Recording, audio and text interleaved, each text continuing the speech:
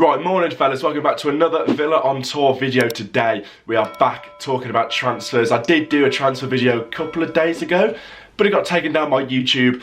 Still not totally sure why, so hopefully this one stays up for some reason, I don't know. But we're going to talk about everyone that's been linked with Villa, everyone that's going in, out, whatever, giving my thoughts. Obviously it is still early in January, so not a lot is going on, but if you want me to do more of these transfer videos, I'll keep on doing them, and if anyone signs, I'll do a detailed video, etc. Whatever you guys want, let me know if you want me to do things like this, or detail things on individual players, I don't know, just let me know.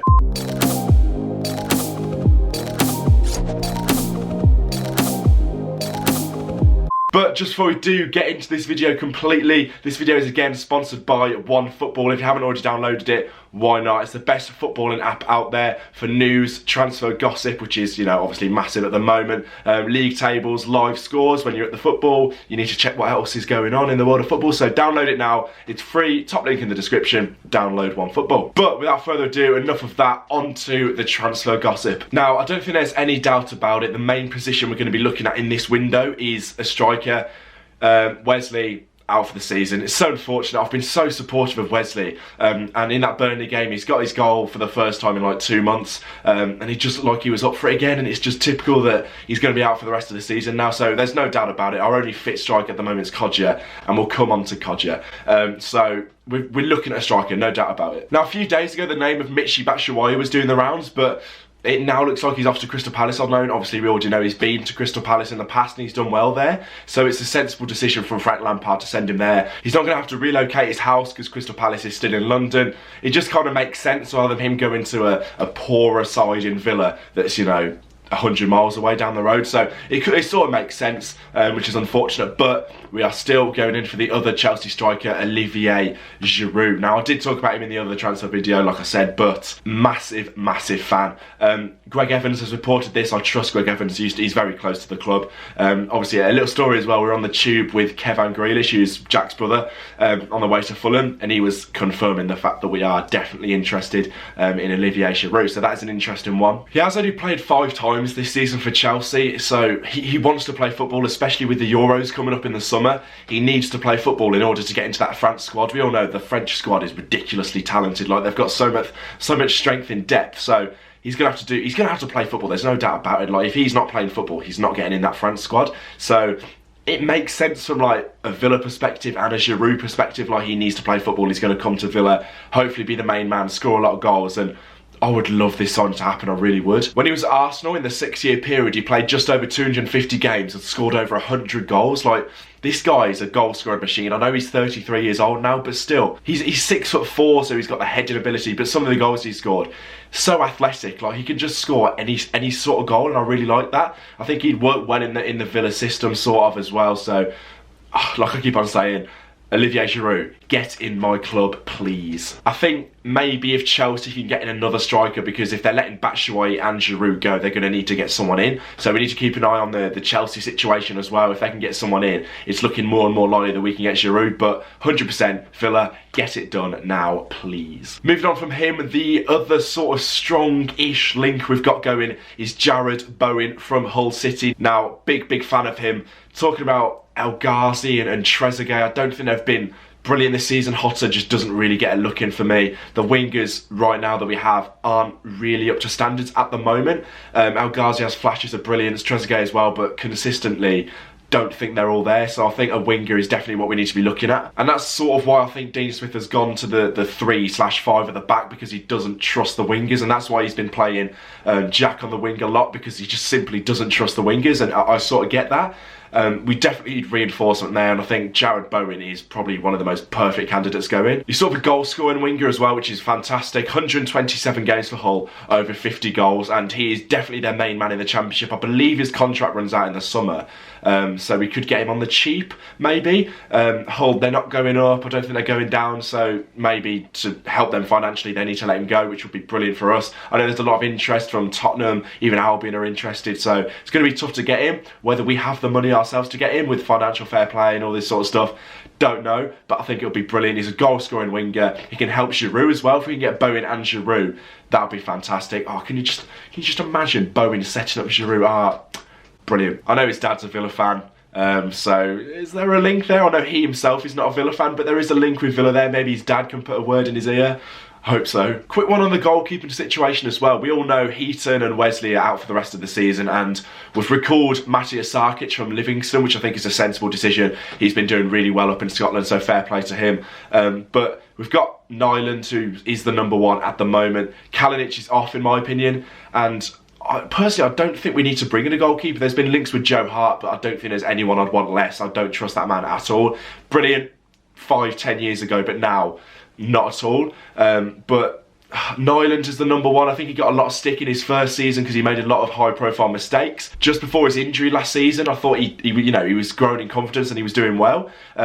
So I trust Nyland. He gets a lot of stick, but I trust him. He played in that Liverpool game where we beat them 5-0, and I think he probably kept us in that game. He was absolutely brilliant, and I think he's a confidence player, like the likes of El Ghazi. He's a confidence player, and the longer run he gets as a first-team goalkeeper, I don't see why he can't be our #1 until Jed Steer comes back. I think he's back in a couple of months. So if Nyland is, doing well up to that point, he'll keep the shirt. If not, we've got Jed Steer to come in. And I don't see us going for a goalkeeper when we've got Nyland, Steer coming back, and Sarkic. I just don't really think we need one at the moment. There's been links with Butland, and I think that's just, quite frankly, ridiculous because he's been dreadful this season. So I wouldn't want him at all. I'd rather have Owen Thompson in goal, do you know what I mean? I don't want Jack Butland. Stick with Nyland, stick with Steer when he comes back, and Sarkic has, grown as a goalkeeper over the last 6 months when he's been at Livingston. So 100% keep with Nyland. That's my opinion. Now, just back to the striker situation. There's been links with, Batshuayi coming into Palace. Does that mean that Benteke could be off? There's been links with Cenk Tosun as well from Everton coming into Villa, but I don't trust that at all because he's had a bit of a stinker over the last few years at Everton. But Benteke, that's the big one for me. I love the man. I absolutely love him for what he did 5-10 years ago. Not 10 years ago. I love the man for what he did 5, 6, 7 years ago for Villa, but I want those memories to be there. I don't want him to come back to Villa, not score a goal, for 6 months, and then that's the memory you get of Benteke at Villa. I just don't trust him, unfortunately. I think, like I said, I still have a lot of respect for him for what he did, but I don't want him. I want someone who's proven, like Olivier Giroud. I'd rather have him in 100% over Benteke. The final in I'm going to talk about is Danny Drinkwater. Now, he played once for Burnley, I think. He's gone back to Chelsea. They're probably looking to sell or loan him out, but apparently his wages are the issue with Villa. He's on over £100,000 a week, and there is absolutely no way Villa are going to pay that. I wouldn't even pay half of that for Danny Drinkwater, no offence.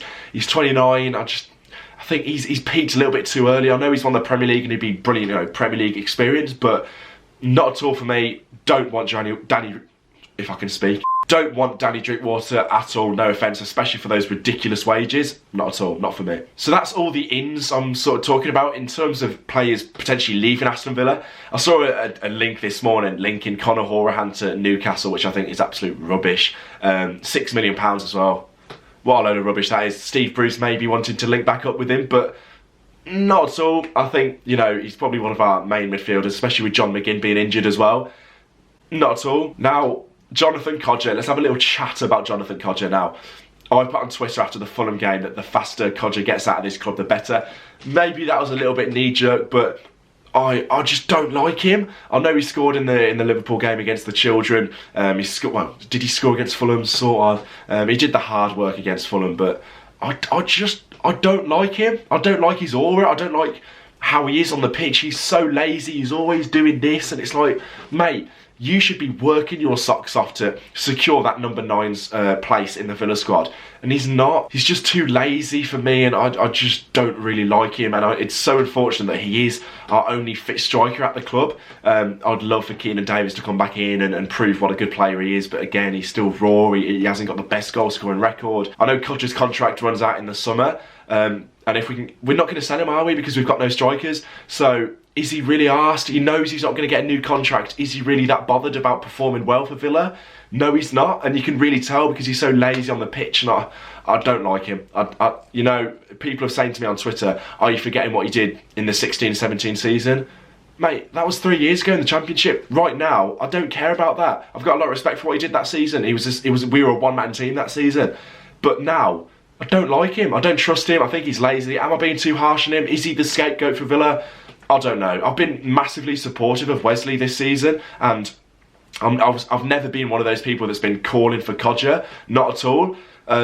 So unfortunately, I don't think I'm being too harsh. That's just my opinion. Leave your comments on Jonathan Codger. Do you agree with me? Do you think he's the answer? I don't know. Let me know. But for me, no. But that is all from me on this transfer video. Do let me know if I've missed any names. I don't think I have. But if I have, do let me know. If you have enjoyed this video, please do leave a like. Massively appreciated. Subscribe if you are new. We just hit 28,000 subscribers, so that is mad. Thank you very much for that. Appreciate that, everyone. But yeah, download OneFootball. Buy yourself some Luke merch. Max 20. Check out the Villa on Tour shop, etc. Up the Villa.